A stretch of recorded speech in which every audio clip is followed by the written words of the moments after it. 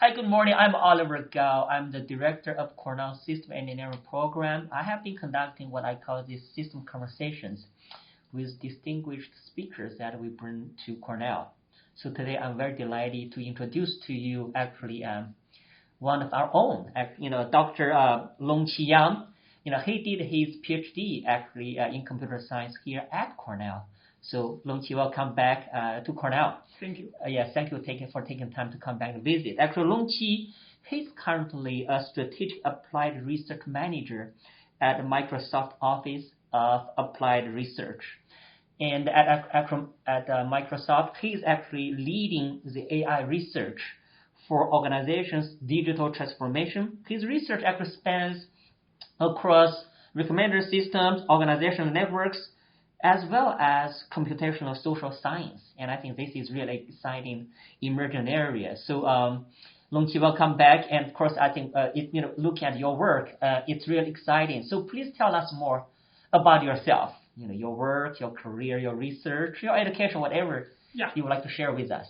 Of course. So yes, as you mentioned, I got my PhD in computer science here at Cornell a couple years ago, and in computer science. And I was actually, I think, the first cohort of PhD student who moved to the tech campus when it first got started in 2014, I think. So it's a pretty, I think, a unique PhD experience because of that. Tell us more. Yeah. So, I spent a year in Ithaca, just to take courses and finish all the requirements. And then because my advisor, Deborah Stern, is in Cornell Tech, and she was also, I believe, the first faculty on the campus.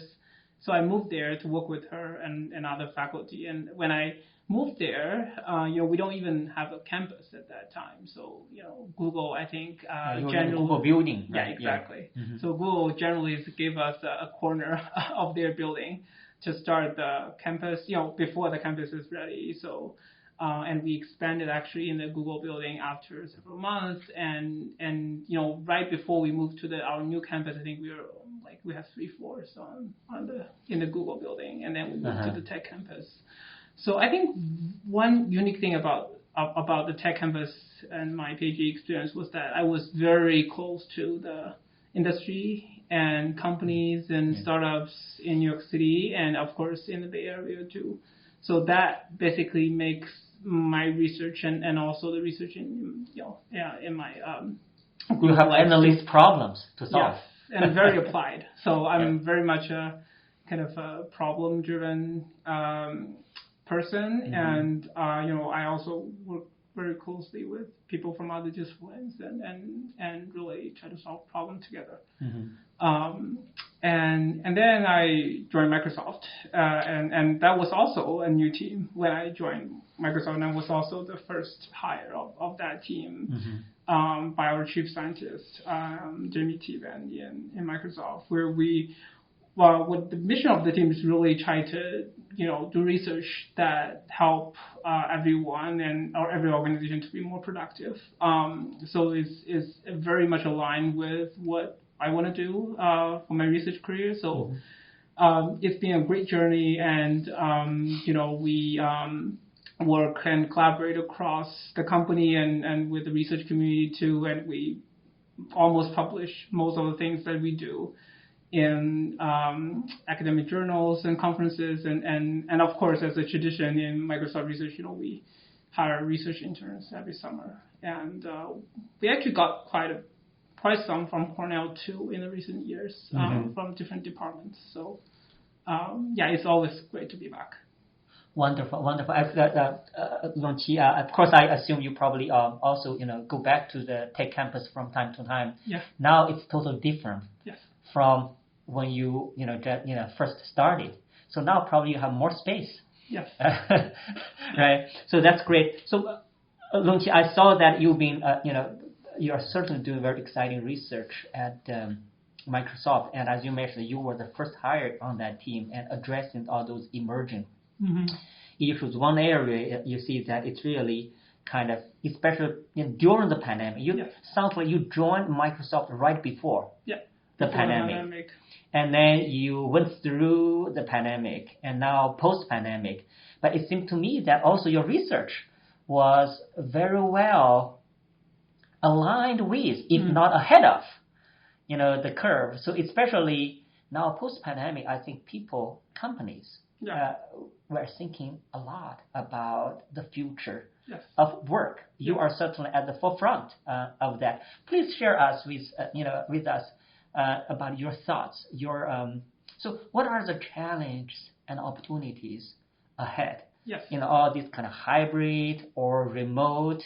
I was just reading this morning in the news that Elon Musk, he took over Twitter, and one of the first few things he did is that bring people all back to work in person. So, and while you are working, on this system to kind of take advantage of this hybrid working mode and also AI to boost the the efficiency. Yeah, share lots more about, first of all, what are the challenges and opportunities, and what are the tricky parts that you're working on? Yeah, totally. I mean, I can talk about this for hours and hours, and this is definitely the things, as you said, top of mind for many across the industry, and actually, I think what pandemic turns out to be, among many things, it has changed the society. It turns out to be an unprecedented kind of facilitator to the digital transformations that was already undergoing before the pandemic. So basically, when the pandemic hits, almost everybody sent back to work from home almost overnight, and that basically resulted in the kind of explosive use of the meeting software and other digital tools. So like in the remote work environment, the digital tools becomes a kind of indispensable thing that everybody needs, right, to do their work productively. So just as an example, like in the matter, I think in 2020 March, just in the matter of 2 weeks, we see a 200% increase in the time that people spend on meetings in Microsoft Teams.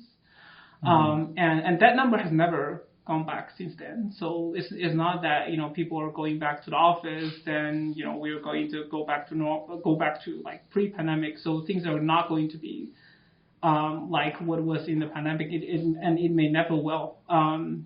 So basically what is happening right now is that many people come back to work, but not full-time on-site work. And many companies actually has adopted a hybrid work model. And we have talked to the decision makers across the industry regularly, and also conducted surveys, across employees and business decision makers. So hybrid is here to stay. So I think based on the recent data, there's over 30% of the employees in U.S.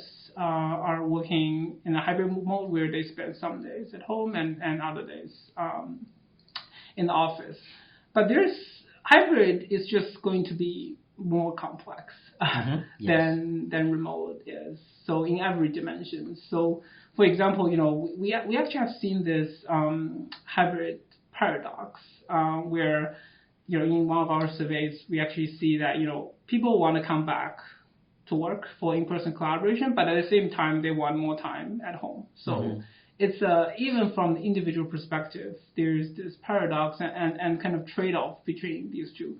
And for organizations, it's even more complex, right? Like, when companies think about, how much space they really need in this environment, right? Like how much space they need to keep their rent even, and thinking about space savings and maximize space utilization at the same time, try to kind of facilitate the in-person collaboration, and also this point about in-person and virtual. This is a very active research area. Really try to think about what are the activities that are better done in person and what are activities done virtually. So some of the recent work that we saw, for example, coming out of Nature, I think recently, that really looks at if you look at the creative activities, they actually find that in a randomized control experiment, when people are collaborate in person, they actually come up with more creative ideas than in video calls. Mm-hmm. But video calls is actually better at making decisions than in person. So basically, after people come with all these creative ideas, people meet in the virtual environment actually can select ideas better. So to some extent, I feel there's this interesting trade-off between virtual and in-person collaboration, and that is something that I think as individual worker and organization have to figure out in the next couple of years. And also, we are in a very uncertain period of time. Things are changing every day and every week. So I think one thing that we can predict with certainty is the uncertainty. So it is one thing that we find super important these days is for people and organizations to be adaptive to the changes in the world, and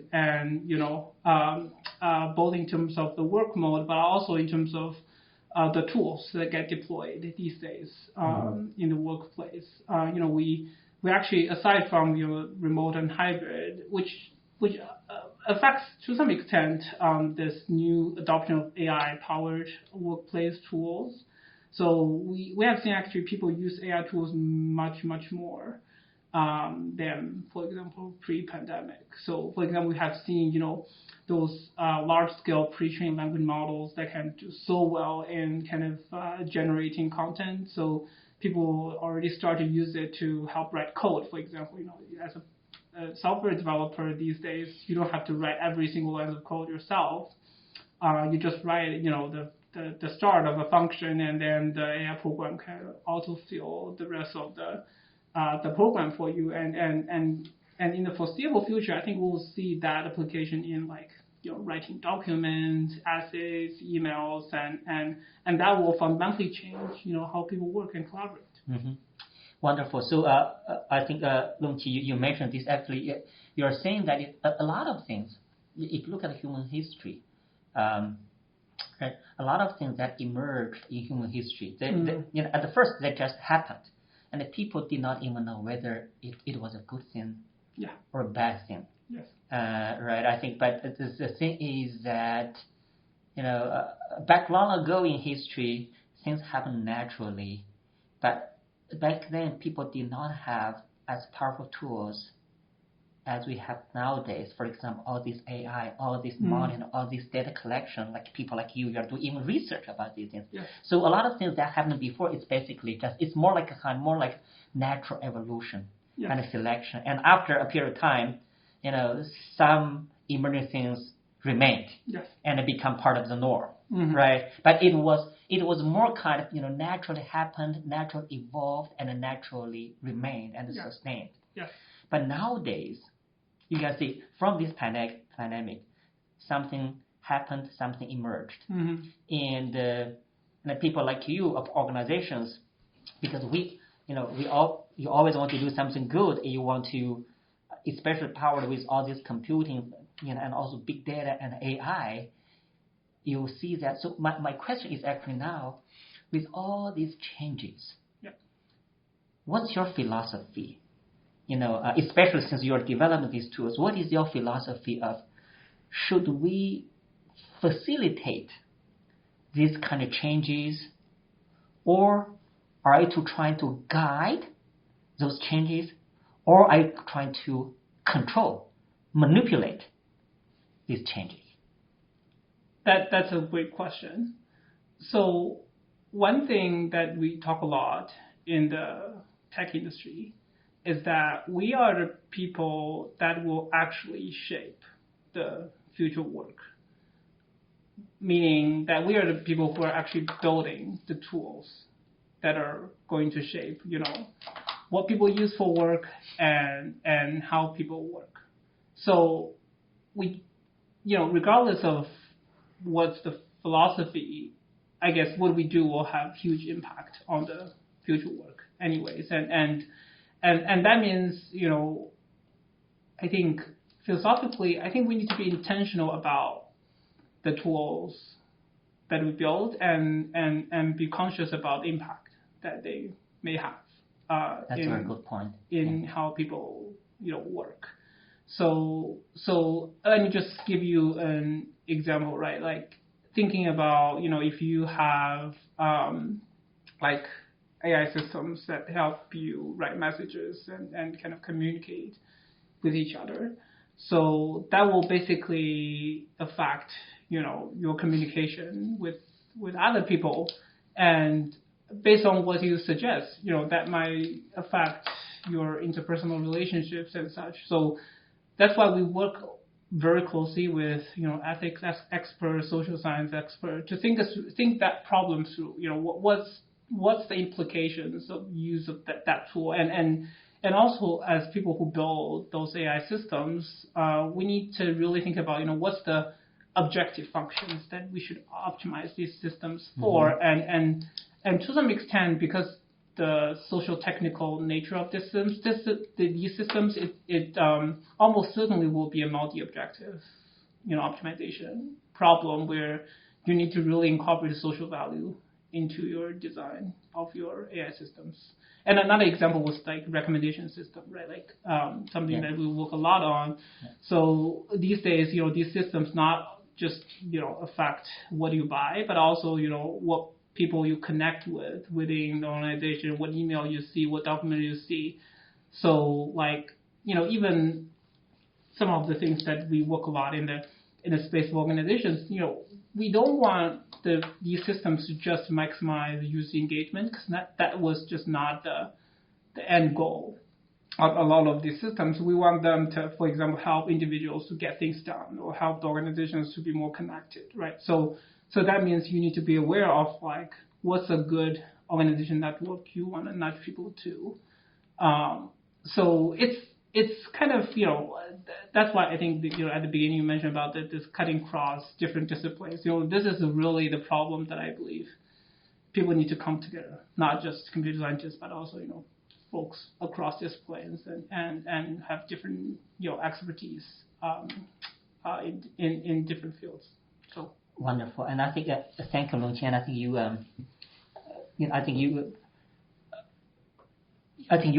got to the point very quickly. Kind of, you were saying that actually, as computer scientists, you're developing, all these tools. Actually, you said that the tools, the method you're developing is going to shape, right, the future, not only society, human life. You're going to shape the industry, where people work, for those things, and also you expect the significant impact. So which means that the work, because when you use the word shape, that is really a very impactful word. And you're going to kind of basically your work is going to have so important impact. So, and then I appreciate you mentioned like you also work with ethics group to make sure. So one thing, so I'm just thinking out loud, and of course you mentioned multi-objective, certainly. And also you mentioned you are doing all this work to take advantage of the AI, the data science, all these technologies to improve the productivity. Right. So you just think about again, the human historic evolution, right? We experience different kind of waves of revolution. Like there was industrial revolution, and then there was information revolution. And I think each time when all this revolution happened, right? It was represented by increase in productivity. But that the increase, assuming that human beings, the same human being, right, and to improve his or her productivity, right. One thing, of course, is that like we can empower them, we can enable them, but they are voluntarily they're motivated, they're improving their productivity. But we know that in a lot of manufacturing, kind of back in the 94, in the early industrial age, right? Actually,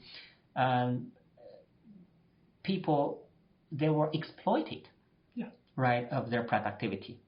So which is of course something we don't want to go there, by the work you are doing. So my point is that while you are developing these tools, because in the end, if you want to improve productivity of a person, you've got to get him or her to either work more productively or work more, which might be against their will. Right? So now coming back, we are developing these tools. So what I'm just thinking so for all these tools, you are going to be, because you are going to be hired by your clients to develop these tools. The client will come to you. I don't care about anything else. I just want to improve my productivity. And you, hired by them, you have to do what they want to do as a scientist, as a researcher. So let me ask you a question. You develop all these tools that are going to be used by your client. Now put yourself on the other side. Imagine that if you are going to be the worker in those companies, would you be scared of these tools your company is going to adopt that is developed by Dr. Yang's group?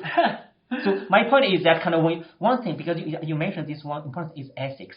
I feel one ethical measure would be, I feel, of course, I think kind of as scientists and researchers, of course, we are proud of, we know all these mathematics, we know all this computer science. But I feel very importantly, especially when this kind of work you are doing which is going to be so impactful, I would really think, scientists with a soul to do the right things. Yes. So now my question is kind of, if putting on the other side of a worker, would you be scared of all these AI tools that you are developing to help your client to boost their productivity?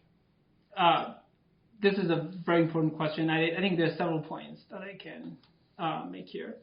So first is that when we think about productivity these days, this is another thing that get changed. It was changing before the pandemic, but it was rapidly even faster during the pandemic. Was what does productivity mean in today's world? So increasingly, we actually, when we talk to the other companies or customers or like people from other organizations, so productivity, as you mentioned in the past, was just about like output, right? You want to kind of maximize the output. But these days, especially a couple of months ago when the industry was booming, we actually see a great shuffle. Like employees is actually in power. So productivity is no longer just about outputs, but increasingly, for example, when we talk to the companies and clients, so it's about it's about of course about outputs, but also about like well-being of employees and their job satisfaction and their career growth and how they can kind of retain employees. So basically all of those dimensions they have to care about just as much as the output.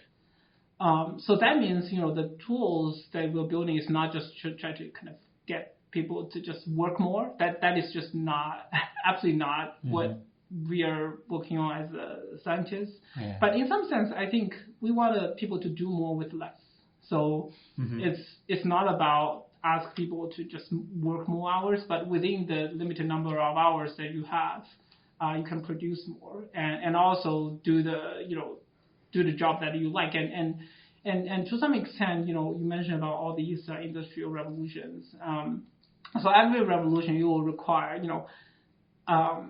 people will need to relearn skills, right? Like just as the curriculum in university has to adapt as the new knowledge come in. So that is definitely something that we are thinking about too. About like it's not about how tools can kind of replacing humans or some extent, but like it's about how we can train people to leverage the tools, advanced tools that we have today to do more productive work. And actually, we are working on a lot of like system, not actually directly looking at the outputs, but actually how to improve well-being. Have focus time and have good work-life boundary. And there's actually lot of systems that we're looking at actually help, things like virtual commute, like you help employees just establish the work-life boundary so that when they get off work, they can transition to their lives, and when they come to work in the morning, they can gradually adapt to their work throughout the day. So that's, I think, that's one of the things that we're trying to, when we talk to the companies and partners, we're like, okay, we need to think about what does productivity really mean here. And to your point, actually, interestingly, we actually recently find an interesting data point, which we call the productivity paranoia, where I think most, among all the employees that we, not just in Microsoft, but across the globe, we send out a survey, and actually all the employees saying, they're being much more productive and to some extent even burn out during the pandemic. But on the other side, leaders, they think, they're worried that their employees are not working hard. Not working hard. So that is the problem that we just have to address, right? Like, how do we address this productivity paranoia to really focus on what matters, not like the number of hours that work. So really focus on the impact of the work, not the volume of the hours worked, or like number of emails you send, or number of documents that you drafted. And an analogy that I actually would love to make in academia was like, when you look at the impact of a researcher, right? You don't count the number of papers they publish, but look at the impact of the work that actually coming out of the papers. So that's yeah. Yeah, I think Longqi, I really appreciate you sharing all these thoughts, because the more we talk, the more I realize how challenged this kind of work is, because the work you are doing is really at an intersection of many very fundamentally conflicting aspects. Yeah. So of course, just now, right? I do now through the I do believe, because people talk a lot about ethics, but how do you measure it? And I feel really kind of either as a company manager, or you hired worker, I feel one way to test whether something or some tool is ethically good, or that is kind of putting people who are developing this, or who are asking to develop these tools, to be on the other side. That this tool is going to be used towards. Yes. So I think this should be kind of, if you feel, I'm developing this tool, actually I'll be totally fine using it, but being managed by these tools, if that pass that test, and I feel that could be an ethical test, right? So that's one thing. Another thing is, you talk about actually it's not just about productivity. It's about, as you said, kind of getting more done with less. So what does that mean? That means efficiency. Yes. Right. You improve efficiency, right? And how do we gain efficiency from a economic point of view? It's basically you're going to make better use of the resources, whether it's time or it's capital or whatever. So for example, if you look at the Uber model. Right.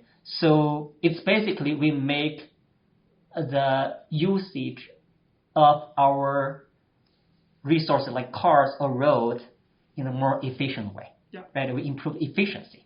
That's a very innovative business model. But why does Uber model work? It's really, I think, Uber model or Airbnb model. This is really, efficiency really comes from what people call the fourth dimension, which is information. Yeah. Like, because of this mobile app, and you better connect, the drivers and the travelers. Yeah. Right. So efficiency comes from information. Yeah. And information comes from monitoring. Monitoring will inevitably intrude into another area that so many people hold so dear to their heart: privacy and freedom. So, like, kind of when you were mining that data, kind of you, of course, I don't know, kind of those companies, like, during the pandemic, their work somehow, using, Microsoft Team Meet or something, you recorded all those data. You are now able to mine that data, kind of go find out some pattern. Now, again, on the other side, imagine that if you are the person and your data is recorded and is analyzed, so how do you think about your privacy? Yes. And another thing is that you're right, kind of, we are, by collecting this information, by developing these tools, you are going to improve efficiency. Yeah. But people, they are probably more used to the way they worked before. They enjoy the life. It's like, I don't know if you have children. It's like children. You know that children, they're doing something, and the parents think it's not right. But when you tell them, but children, they just want to, because they like doing it. Yeah. That's their freedom. Yeah. Right. So now the issue is kind of basically efficiency, especially. I earlier asked, these tools, are these tools going to be facilitators or controllers? And you said it's going to be shapers. So which means you are going to control them somehow, a little bit. So, and then that will inevitably get into, but to be able to better know where to control them, you need to collect information. Yeah. Understand, you need to know them. So that you need to collect information. You need to have some way of surveillance. Yeah. And then that's one thing, that's privacy. And then after you see that, and then you say, actually, based on my whatever multi-objective, I want him or her to go that direction. That is a control. The control will be against freedom. Yeah. Surveillance will be against privacy. So how do you think about those things? Yeah. That's why I was thinking the work you are doing, it's exciting, but it's really challenging. Yeah, it's super important point. And in fact, to be honest, I think, believe it or not, I think I spent as much time doing research as the time that I spent on exactly the privacy and compliance challenges. Working with our ethics team, our legal team, our privacy team to really understand the implications and what's the proper way to do it. It is a still ongoing conversation, but I think a couple of things that I would like to share. One is, as you said, the data and the information that are collected as part of the usage of the software is both like a lot of, it brings a lot of challenges when it comes to the privacy and even the surveillance as you mentioned. But at the same time, there are like a lot of opportunities as we also discussed about they actually empower new tools that can help people be more productive. So that's definitely the world that we're living right now. So one thing that I think is super important on this building any of these tools is be transparent about what you are doing with the data and what benefits and things that you get out of the data, out of the individual data. So that is just the number one thing that we have to, not just like the work that we are doing, but also, we, talk to whenever we want to do something, we'll talk to our customers, talk to our employees to make sure that they understand what we are doing with the data. So transparency is a very important thing. And the second thing that I want to see is on the privacy side. So we actually have a very, very, very strict policy when it comes to the privacy. So like everything has to be aggregated at the company level or things that are you will never be able to look at any individual data of any sort. And actually there's a lot of not only the access control, but also like anonymization going on. And this is actually even the active research area where how do you do differential privacy on the data so that any individual patterns are not leaked in the end results. And that's very much the area that we invest a lot in, to thinking about how to do that in a privacy preserving manner. And the third is just informed consent. It's similar to the first transparency point about like how can we do a better job and really get the consent from the people, just as we do like IRB reviews in the university, we also do IRB reviews in Microsoft to make sure that every research has gone through the ethics discussions and make sure that that is ethical. But this is definitely a challenging topic, and there's even like a lot of regulations, around the world, like GDPRs and others, that affect how and what you can do with the data. But it's just we have to embrace the everything that is happening right now. Thank you, Longqi. I really appreciate that. So you're right. It's, this is really a challenge, and you also I appreciate you mentioned one thing is really being transparent. Mm-hmm. Being transparent, it's kind of letting people know what you're doing. But if I may drive it even a little bit deeper, mm-hmm. I think this one, the big data, the AI, the power of AI, it's really built upon this big data. So we can for each when we are doing a surveillance, when we're collecting data, we can be transparent to every individual, telling them what this system is doing. Yeah. Are you willing to do that? Yeah.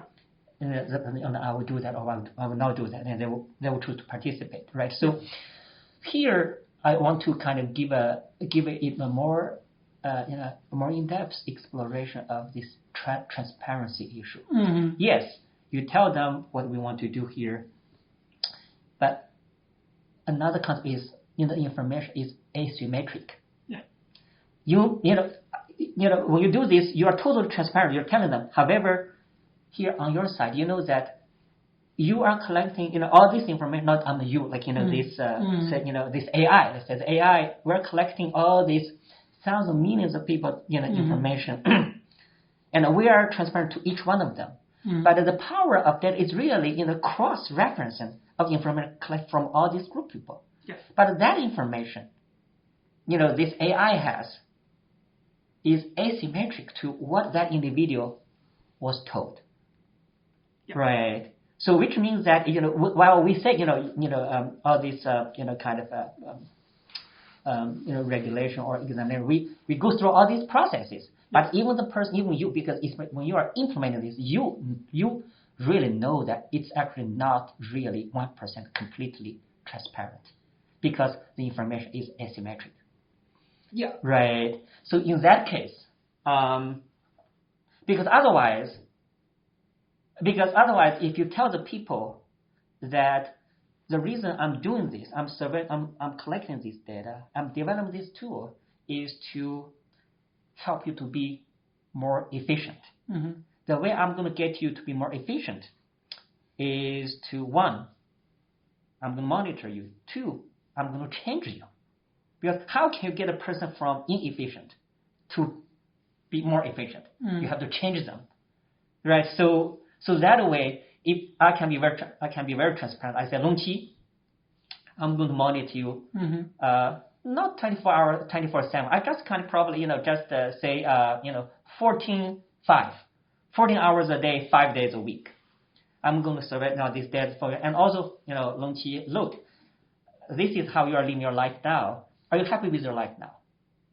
You press, actually, you're pretty happy, right? Mm-hmm. So then I will tell you that, I'm going to collect this data, and I'm going to develop something, and I'll make you more efficient. Yeah. Would you be willing to do that?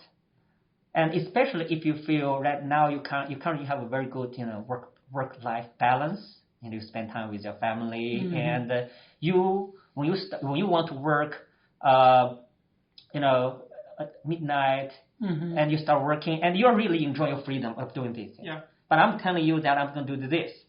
You probably think it twice when I tell you these things, right? Of course, I assume that now all this, during the pandemic, the data, some data you are working on now, mm-hmm. those data were actually collected without even those people knowing this data is collected, right? So when I'm just coming back again, I'm not saying like we're doing anything wrong, but I'm just saying the tricky, challenging thing. So did you give it some more thought about Yes, you mentioned transparency, but even further down the road, what's your thought?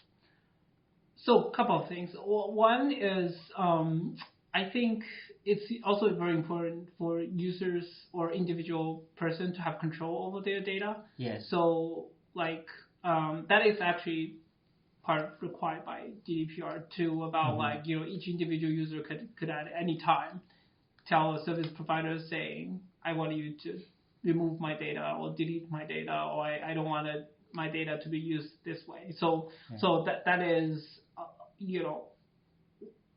one of the things that are very important to enable the true kind of transparency and then user control over the data. And the second I would say is like this idea of explaining what AI is doing and what patterns that AI is learning from. That is not as easy as we thought. Like AI explanation is a very active research area these days about like how do you kind of help end users understand, the ranking algorithm, how recommendation algorithm work, how computer vision algorithm work, how natural language processing algorithm works. So that is not a easy task. and even as researchers ourselves, we don't understand how these systems work these days. So let alone and users. So like really keeping pace of the innovations that are happening in the AI fields these days, it's a challenge even for researchers and for end users. It would just be, you mentioned this kind of, the end users might not understand the system as well as the service provider or the developers do. That is just one of the challenges. And the third is really, that's the message we are trying to kind of, when it comes to workplace AI tools, is because it's so serious and so private to some extent to the work that everybody's doing. So we really want to, sort of both in the developed system, but also kind of when we talk to the people who are, or the organizations who adopt these systems, to really make it clear this is not about workplace surveillance. So this is not about you monitoring your work, your workers do the job. This is really about, help them to do their work better, to help them to thrive. So that's kind of the mindset that we're trying to really try to talk to the leaders of the organization and say, this is how you should think about. And as a leader of an organization, what you really want is your employees to thrive, not to monitor them or not to surveil them. That's not the way to go. So. Yeah, I think that's I really appreciate, because I see that kind of your team, you're really taking these things very serious, because as you mentioned, given the power of AI, right, and this is if it's implemented, it's going to be really a very important element in the social in the social and the cyber infrastructure that, as you said, will shape the future generations' lives. Right, and then the thing is that now basically you are building this fund, you're building this infrastructure as builders, and what do you want that infrastructure? What function do you want to have? I think that's so important, and as you mentioned, it's really what objective functions. Right, but of course I can imagine that maybe sometimes the client comes to their objective functions are this, but you as a responsible scientist, you feel that's not really what this infrastructure should supposedly do, right? I think probably there might be those kind of conflict that come to you. That's why I feel kind of all this kind of very important thinking is so critical. It's reminding me. I don't know. It's kind of some kind of videos that show. Like kind of in those, because nowadays, we have animal farms. We have animal farms, like kind of in our ancestors' age. When you can raise a chicken, and then there are free range, right? They're eating all these things, and you can, of course, in the end, you could kill them and eat their meat, but then in the industrial age, and to make that efficiency, right? And what they do is that they have all these animal farms. Mm-hmm. And then like naturally, like it probably takes like one chicken to grow, say 9 months or 12 months. Yeah. But now they have all these manufacturers, those plants, the chickens, they are exactly shaped. Mm-hmm. At what time, how they're fed, Mm-hmm. that they are no longer in the free range to pick up things. It's really some treatment. Yeah. When you look at the video, it's even not inhuman, mm-hmm. right? They're treated the way. Yeah. And then, but the thing is that they're more efficient in serving human needs. Yeah. Do you have any scare in the future down the road?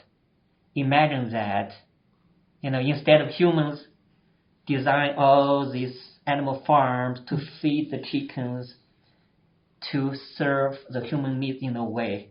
Mm-hmm. And then AI, because you're saying they're going to shape these workers in a way to improve their efficiency, change their life, but it's going to for a certain purpose. How can we ensure that we human beings, or a part of the human beings, we will not live the lives like those chickens on the animal farm? Yes. So I think that's why it's so important for research and science to be part of the product development and also the decision-making process. So basically, when we develop any tools and products that we have, the scientists, we are responsible for, the direction that it's going, how that is going to be deployed, how that is going to be used. So that means we really need to step outside of our traditional kind of scientific shoes and to be able to talk to people who are using the tools, people who are making decisions about people using the tools, like business decision makers or like decision makers around organizations, to work with them to make sure that this doesn't happen in the future. And that's part of my job at Microsoft too. The reason why Microsoft brings me or other scientists in is really to shape their conversations and their product development about the AI powered productivity tools. So as I mentioned, these systems are so complex and so hard to understand, and so easy to get wrong.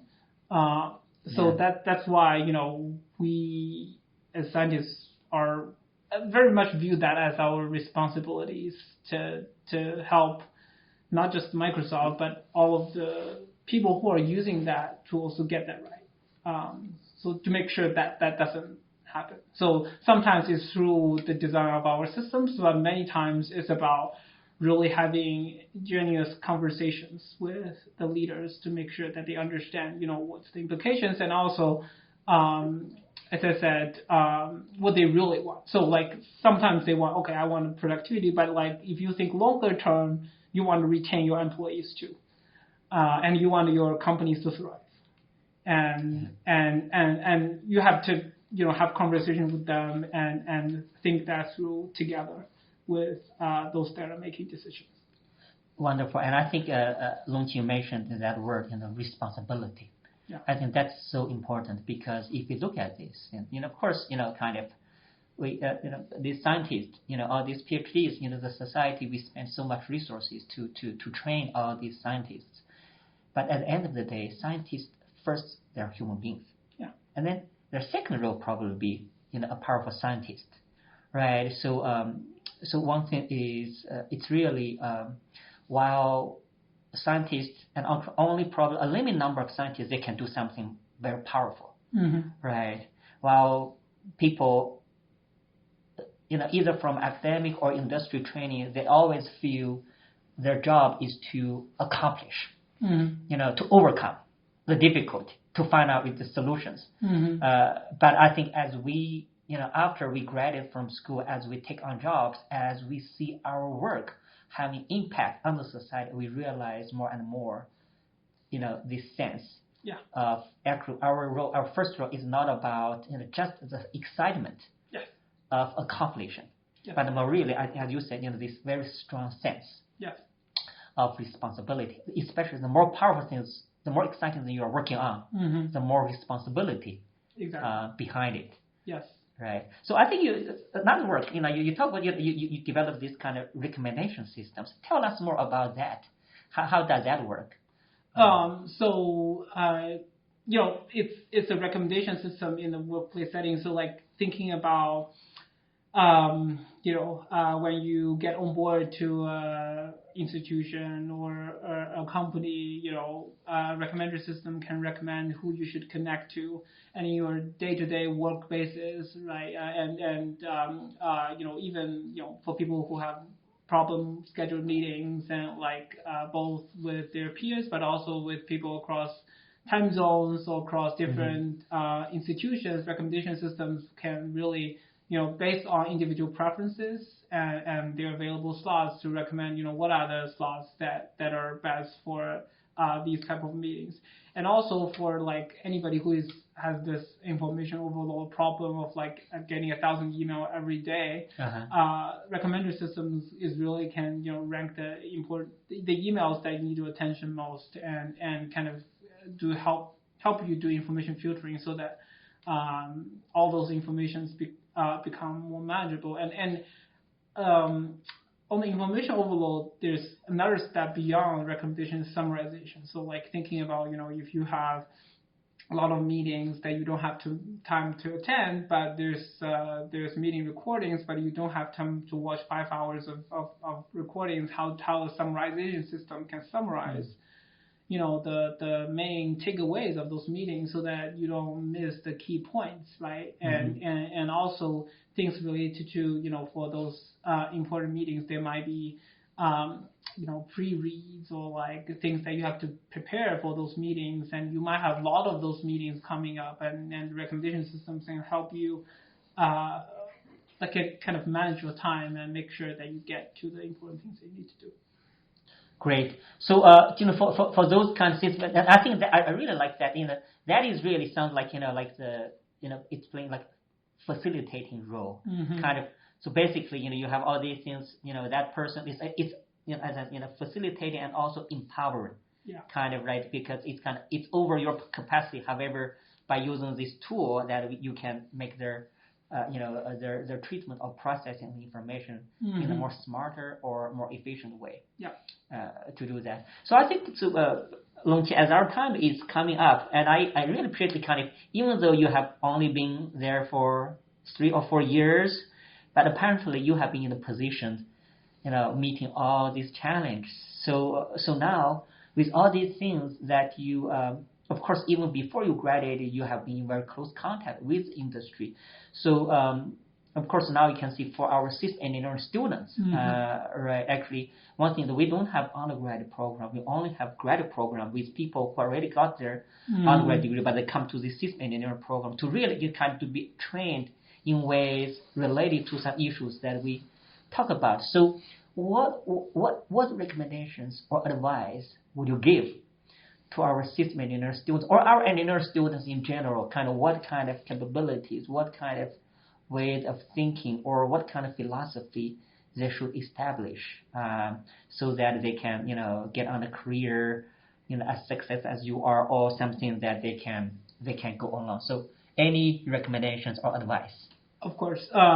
So first of all, I think be open-minded. That is probably one of the most important things that I learned over a PhD, and also after I go to Microsoft, because as scientists or engineers, if you really want to solve problems, you cannot solve problems your own, and you will have to work with people that are in different functions, who are trained differently and who have different knowledge and who even have a different world of view,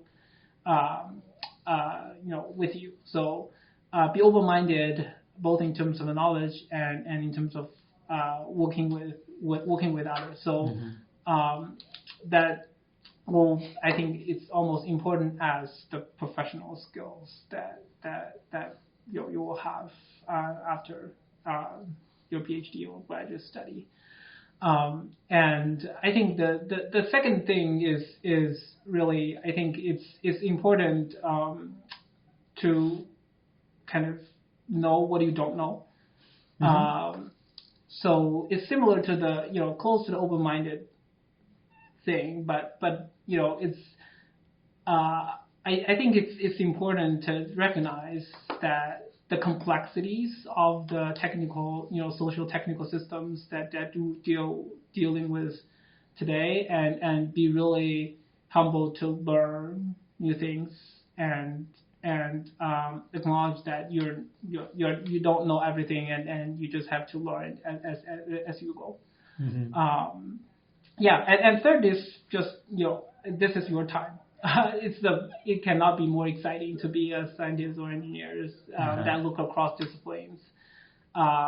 There's just so many opportunities and challenges in the world that are waiting for you all to solve. So. Great. Thank you, Longqi. It was really such a pleasure to talk with you on all these issues that are so exciting, but in the meantime so challenging. Thank you for sharing your views. Absolutely. Yeah, it's great to talk to you. Yeah. Thank you.